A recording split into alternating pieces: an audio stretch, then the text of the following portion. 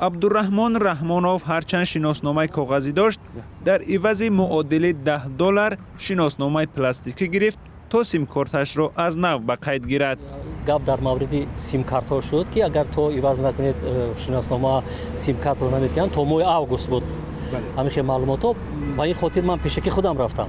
معلوم که وقتی که در عرفه همین عوض کردن شناسنامه اوج میگیرد، مثلا در ماه آگوست دشوارتر می شود. اگر تصور که اگر تا اون وقت اگر ما برسیم، مثلا برای یک شناسنامه رو سپاریدن و عوض کردن این قریب 15 روز 20 روز وقت میگیرد. اگر در این 15 روز 20 روز مثلا ژورنالیست نمیتواند که به سیم کارت باشد.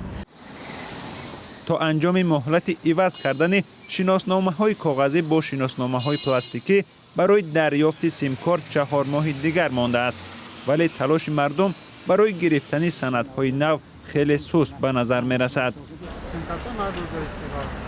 قهار برای دریافت شناسنامه پلاستیکی 94 سومانی پرداخت کرده و هم جریمه شده است. سیم کارت نداده ایستاده است. برای همین اینا پاسپورت های نو گرفتیم. این پاسپورت های نو میسته وزیر 94 سومون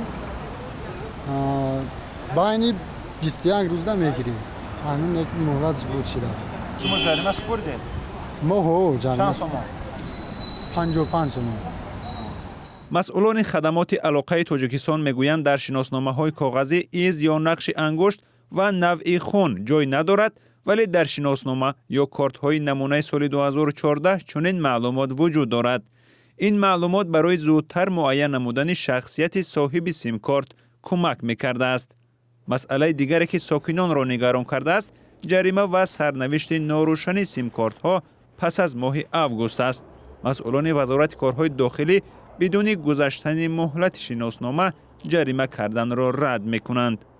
شکلی نوی پاسپورت شکلی نو هستم که کارت میگن باید امین رفته بگیرن، یعنی که تیپ خانوادگزار همین معلوم کرده شده است. علاقه شخصیت آدمی که مهلت پاسپورتش میگذارد باید هر وقت بود رفته عوض کند. مثال آدمی که دیر پاسپورت میگیرد اونا جریمه میشود. مسئولان خدمات علاقه گفتند با انجام مهلت از نو به قیدگیری سیم کارت ها قطع نمیشوند و مهلت میتواند تمدید شود. قرار تا 250 سومانی بالا بردن نرخ سیم کارت در پی ناراضگی مردم لغو شد. دیرتر مقامات در عوض گرفتن شناسنامه پلاستیکی و ثبت دوباره سیم کارت ها را به راه ماندند، چیزی که به قول بعضی از ساکنان در هر دو حالت به کیسه آنها ضربه زده است. شادمان یتیم، میرزا نبی خالقزاد، آزادی دوشنبه.